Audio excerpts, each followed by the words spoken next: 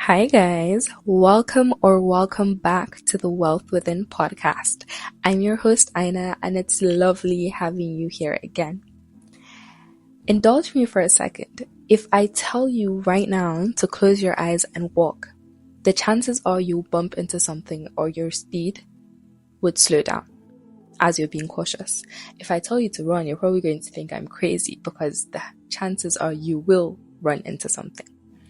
Except if you're in a free field, which obviously doesn't count. So now help me understand how we expect progress when we refuse to look at our finances, our habits, and our patterns. How do we move forward without first opening our eyes? Because growth without awareness is just movement and not progress. Progress requires that you know what's missing, what to fix or add, and so much more. And to do that, you need to check what you're avoiding. The audit before the upgrade. If you want to build wealth, you don't start with manifestation. You open your bank account, you look at what's there, where the money came from, and where it keeps disappearing to. We can't keep saying we don't know where our money is going to. You just have to open your bank statement and you'll find it there. Let's say I want to fix my gut health.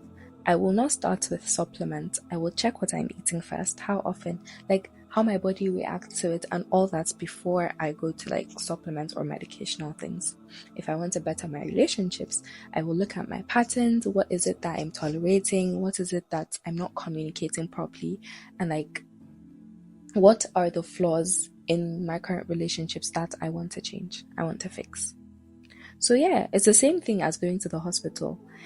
When you're sick, they run blood work and then they do the full analysis before they finally offer you treatment. They don't just wake up and just give you medicine anyhow. Well, except if you're in high school and the nurse just keeps giving you vitamin C because she thinks you're lying about being sick. But that's by the way. But yeah, so prescription without diagnosis is reckless. So make sure that you're checking what it is. Open your eyes and see what exactly is wrong so that we know where to fix, where is the pain point. So why do we expect clarity without self-examination? We need to find the pain point and sit with it.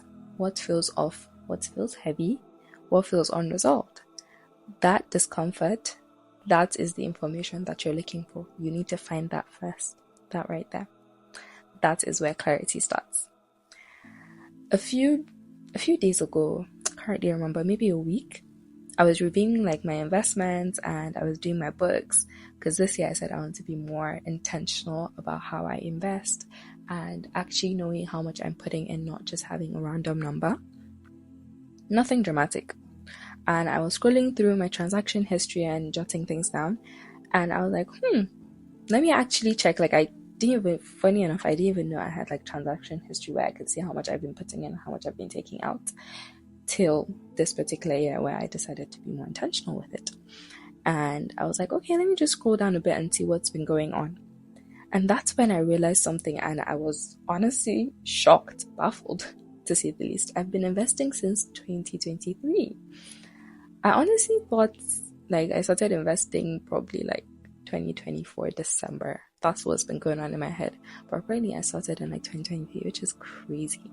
And then I decided to scroll further and I was seeing that I had been receiving dividends from stocks. I didn't even remember buying them, honestly. I didn't remember the reason I bought them. So I sold them. And if I had known they were giving me dividends that much, I probably would have sold it. But anyways, here we are. We live and we learn. And that's why I'm telling you this. Because your next step becomes clearer once you're willing to review the feedback. You're not going to move forward by guessing. All that guesswork is not going to work. You might get lucky once or twice, but it's not something that you can replicate because you don't know what you did. So before you ask what you should do next, what next step should you take? Ask yourself, what are you avoiding looking at? What clarity is there that you can find before deciding on your next step? Clarity doesn't come from outside you. It starts within. Onto the dilemma section, which, by the way, you guys sent in your dilemmas this time around, and oh my god, I wish I could go through all of them in this one episode, but guys, we have to be doing one per episode so that we don't overwhelm. So this person says, in her final year of uni, this is why did I decide on her gender? Why did I do that? Anyways, this person says, I'm in my final year of uni and I'm going through the whole feeling like I wasted all those months and semesters on a course I don't care for anymore. It's low-key giving me sleepless nights, worrying about not knowing what to do after everything, and there's also parents' expectations on my back. It feels like a lot. I can't 100% say that I relate, but I do know a few people around me that experience something similar. So let me say this first. You're not crazy, you're not lazy, you're not unserious. Like, any negative feeling you might have towards this is just, no, let's just drop it aside, okay? Final year has a funny way of humbling us. Like, it has a funny way of humbling people. One minute you're pushing through because, like, oh my god, let me just finish, like, let me just be done with. You're already picking graduation outfits and whatnot. And the next thing your brain is like, wait, is this even what I want to do? And like, suddenly you're just confused and you're going through all this mental block and questions of like, what happens after this? And, you know, what's my next step going to be? Keeps coming up and like, you can't rest. That feeling of I wasted time is actually grief. Like, you're grieving the version of you that thought this path would make sense forever. And grief doesn't come without warning. So sometimes, like, if you're grieving something, your body is acting up. So it comes with like anxiety, you have regrets, and like, you're probably overthinking a lot. Because on your normal day, I think we're all overthinking, and then when this comes up, it's just a whole nother ballgame. When you now add parental expectations on top, of course, it's going to feel like a lot. And here's the thing. Time is not wasted just because you've outgrown something. I'm not going to tell you that, oh my god, this is the course for you, da da da da. Things happen along the way, and it might be and it might not be. I can't be the one to make that decision for you. This course still gave you discipline, or it gave you a different perspective. It gave you exposure. You've met so many people that have impacted your life in one way or the other, most likely. And if you hadn't taken this course, it probably wouldn't have happened. And it's giving you one of the biggest things that people struggle with, which is clarity about what you don't want to do. And that clarity is really, really expensive. Also, let's be honest, like, nobody actually knows what exactly they're doing after uni. In my life, I thought I would be a medical doctor right now, studying medicine, da da da. Here I am on a podcast, studying psychology, doing coaching on social media. 2 years ago, me never saw this coming, or like, let's say 4 years ago, when we had the psychology on top. Enough about me. Back to you. You don't need a perfect plan right now. You just need a next step.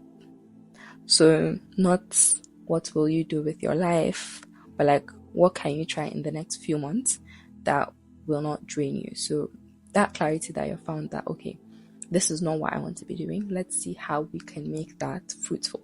So we already have this. It's not like we're going to give them back the degree. We're already there. We're already in final year. Okay. So what can we do with that particular degree to make it beneficial for us in what we now want to do? So figure out what you want to do. Find that other clarity, and then see how we can merge them together and make it work. And about your parents, the pressure feels louder because obviously you're already unsure, like you're uncertain about the course yourself. So it makes their own pressure feel a lot louder.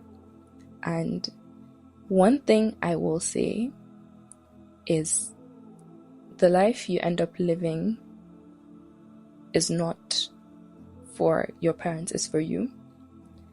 But at the same time, your parents only want the best for you. So whenever they're trying to pick or decide things for you or putting expectations on you. It's more so because they know what the world is outside of school, and they don't want you to come out and suffer the negative parts of it. So yes, it doesn't mean that you're failing them, it just means you're human. You're going to be fine. If you're losing sleep over it and like you're staying up all night overthinking it and it's disturbing you, your body is just speaking to you, sorry. I want you to try this one thing and let me know if it works. If it doesn't work, we can always find something else. But have a pen and paper beside you on your bedside table when you want to go to sleep. And whenever the overthinking starts, whenever it comes up, I want you to pick up that book or paper and write down everything that comes. No rules, nothing. Just write down everything that keeps going on in your head. Because what happens is you have so many open tabs in your head and they keep replaying over and over again because your brain is like, okay, how are we going to solve it? It's trying to figure it out, sort it out. And because of the cluster, it's not able to sort it out. Once you've put it down on paper, your brain registers that, okay, we have this written down somewhere and it's okay if we sleep now. We're going to come back to it tomorrow and we're not going to forget. And it works for some people. It's not a blanket solution, but it works for some people. So let me know how that works with you and we'll see where to go from there. So you're not behind, you're not late, and you're not broken. You're just in between, and that space is a bit uncomfortable, but it's where real alignment starts. So nothing is wasted, you're just waking up to the new version of yourself and what the new version of yourself wants. That is why I call this, I'm assuming you're also in your 20s, so that's why I call this the figuring it out decade, because really and truly we have a lot of figuring out to do, a lot of tests and trials and dabbling into one thing or the other. Most successful people you see, they did not start in the business they're currently successful at. Maybe they started it and then it failed and they changed the name. It might be the same concept, but it might be a different name, or it's a totally different concept entirely. But one thing about it is no experience is wasted. You learn from every step of the way. And thank you for tuning in to the Wealth Within podcast. I'm your host, Aina, and it was lovely speaking to you again. Make sure to subscribe wherever you get your podcast. We're on YouTube, we're on Spotify and Apple Podcasts. Make sure to send in your dilemmas. The link is in my bio on Instagram. You can find me at Aina, which is AAINA, or you could spell Aisha.Ajia, which is AYSHA.AJIYA. Bye guys!